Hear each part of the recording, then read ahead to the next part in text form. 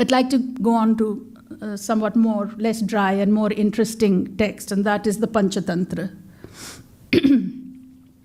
And this is something I've discussed in great detail in my book, Political Violence in Ancient India. Just a little bit about the Panchatantra, which means the 5 books or the 5 topics. And as I've pointed out, the Panchatantra takes on political issues through stories which are humorous, but also very violent. The date of this Sanskrit treatise is debated. It may have been composed in the 3rd century. Vishnu Sharman, the putative author, is said to have composed this work after having studied all the works on governance. So the text connects itself with the intellectual tradition of Nripa Shastra and Artha Shastra, and it describes itself as a text on governance, a treatise on governance of great charm, which it is. And it is fully conversant with the conceptual vocabulary of Dharma Shastra and Artha Shastra. But because the Panchatantra frames its teaching within dramatic, witty, and entertaining stories, most of them are animal characters, its flavor is unique.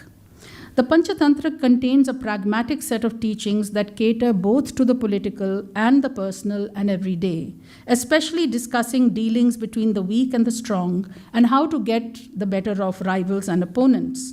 It emphasizes clear and quick thinking, using strategy to protect one's interests, the importance of hard work, and completing tasks that have been begun. Who could quarrel with these teachings? The Panchatantra stories have a subversive element. They're very different from the Jataka stories, which also have animal characters, but which emphasize Buddhist virtues like compassion and self-sacrifice. Many of the Panchatantra stories, in fact, go against pious platitude.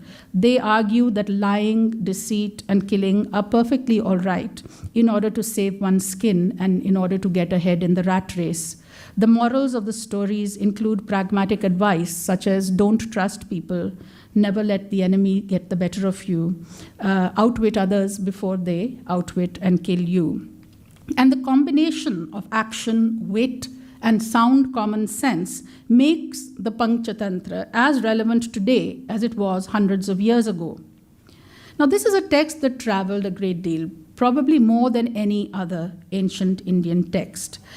We know of a 6th century Persian Pahlavi translation, and then there was a translation into Arabic that was made in the 8th century.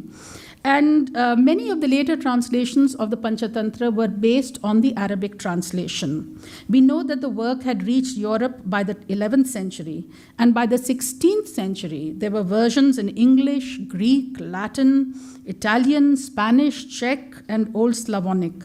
Hertel, a leading scholar of the Panchatantra, counted over 200 versions in over 50 languages. And the influence of the Panchatantra stories have been traced to the Arabian Night stories, the fables of La Fontaine, and it is possible that some of the Sufi stories, which also have animal characters, were influenced by the Panchatantra tales.